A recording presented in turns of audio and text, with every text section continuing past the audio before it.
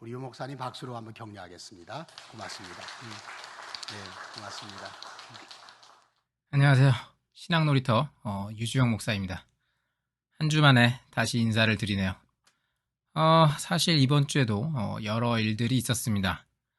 소화가 좀 어려워서 영양주사를 맞았다거나 알부민 수치가 낮아서 응급으로 알부민을 맞기도 했습니다.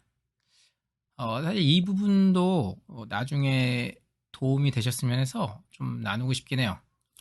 이제 다만 이번 주는 사실 제 컨디션상 올해 영상을 찍기는 좀 어려울 것 같아서 중요한 이야기를 하고 다음 주 영상쯤에 또 정보 전달 차원에서 나눌 수 있는 부분은 나누도록 하겠습니다. 네, 지난주에 11월 3일을 마지막으로 사임했습니다. 사실은 저도 아직 잘 믿기진 않는 상황이긴 합니다. 그리고 항상 이 사임과 관련해서는 이야기가 참 조심스럽긴 해요. 여러 상황들이 있지만 최대한 오해가 없도록 전달을 해보려고 합니다. 사실 모든 사역자들의 꿈일지도 모르지만 마지막까지 복음을 전하는 게 저의 꿈이고 소명이긴 했습니다. 그리고 아프긴 해도 그동안 영상에서 나눈 것처럼 교회에 가야겠다는 생각을 하고 그 시기가 오면은 하나님이 정말 큰 힘을 주셨었어요. 그렇긴 하지만 몸이 안 아픈 건 아니었고 몸 상태가 당연히 처음 암 진단을 받았을 때에 비해서는 계속해서 안 좋아졌던 것은 사실이에요. 저는 오후 예배 때 베이스 기타 봉사도 했었는데 하필 그 암 있는 부위가 기타가 닿는 부위라 가지고 기타를 칠 수 없게 됐고 잘하는 것은 아닌데 저 누구보다도 이제 찬양 인도를 좀 좋아했어요. 예. 그래서 항상 제가 찬양 인도 재밌게 했지만 선생님들께 이제 뭐 부탁드릴 수밖에 없게 뭐 그렇게 됐었죠.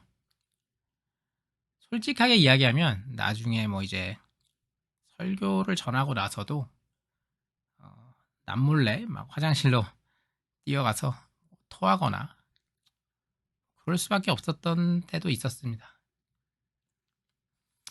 요새는 다리가 좀 많이 부어요. 그래서 다리가 많이 부어오는데 그래서 꼭 필요한 것은 아닌데 그 지팡이가 있으면 도움이 많이 되더라고요. 그래서 요새는 지팡이도 좀 사용을 합니다. 근데 이제 이런 앞서 얘기했던 이런 모습들이 누군가가 보기에는 이제 뭐 사명을 다하는 그런 멋진 모습으로 보일 수도 있겠지만 아프신 목사님이 쉬셔야 하는데 쉬지 못하시는 것은 아닐지 걱정되는 그런 시선도 있었던 것 같아요. 당연하지만 이게 보는 시야가 좀 다르다고 해도 둘 모두 저를 굉장히 사랑하시는 분들이죠.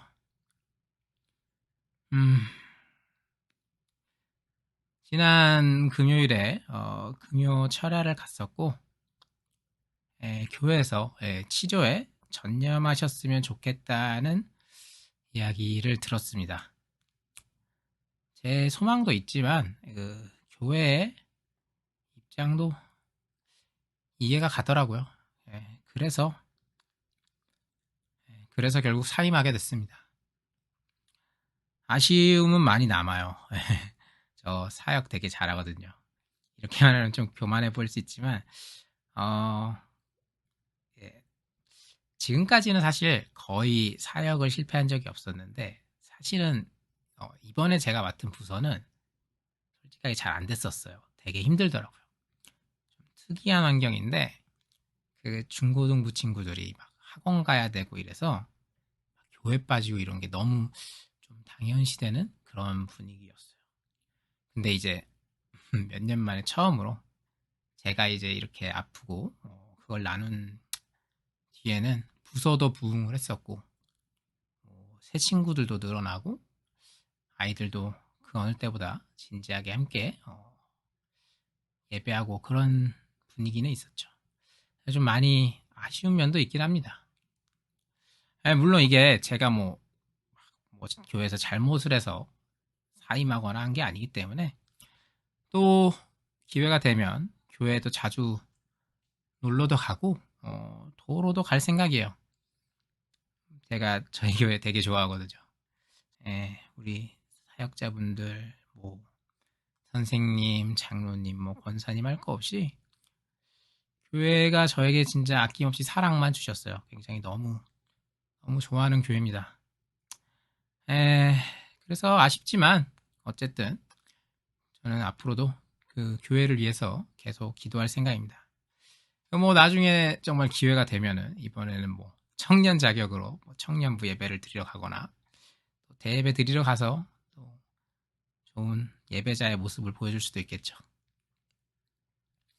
어쨌든 이제 사임을 했고요.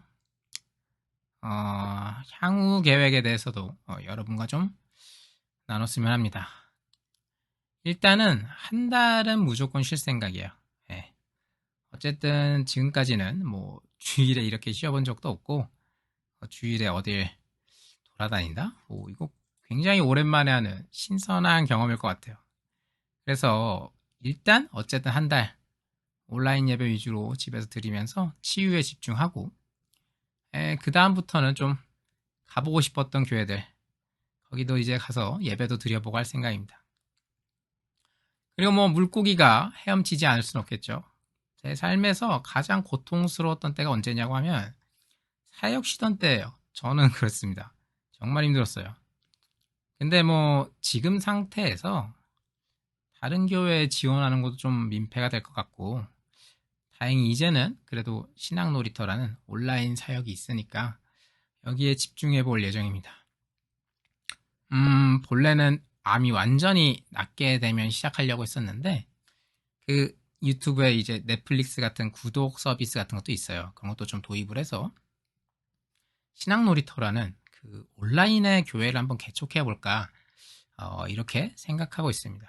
이미 어떤 다른 기독교 유튜버 분들이 뭐 하고 있는 형태이기도 하고요.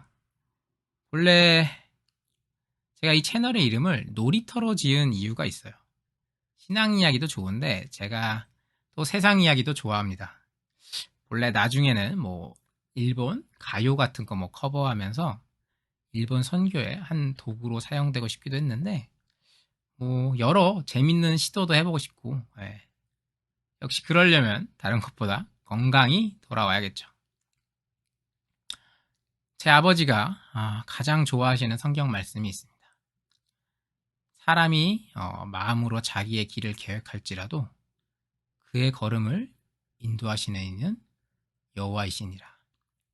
잠언 16장 9절의 말씀이죠. 이번에도 느끼지만 사람이 늘 자기가 원하는 대로 그렇게 계획한 대로 되지는 않는 것 같아요. 근데 제가 또 송경민 목사님 찬양 중에 제가 가장 좋아하는 찬양이 그 가장 좋은 것을 주시는 하나님이거든요. 내가 알 수 없는 길로 가도 하나님은 결국 가장 좋은 것을 주시고 가장 선한 것을 주시더라고요. 정말로 사실 신앙 놀이터가 이렇게 커질 줄도 몰랐고 올해 여러분들과 같이 이렇게 귀한 분들을 만나면서 귀한 나눔을 할 수 있을지도 몰랐어요. 저의 사역은 또 한 번의 마침표를 찍었지만 한편으론 하나님이 인도하시는 또 새로운 모험의 문이 열렸다고 생각합니다. 앞으로도 많은 기도와 응원 부탁드립니다. 오늘은 여기까지 하겠습니다. 그럼 다음 주에 뵙겠습니다. 감사합니다.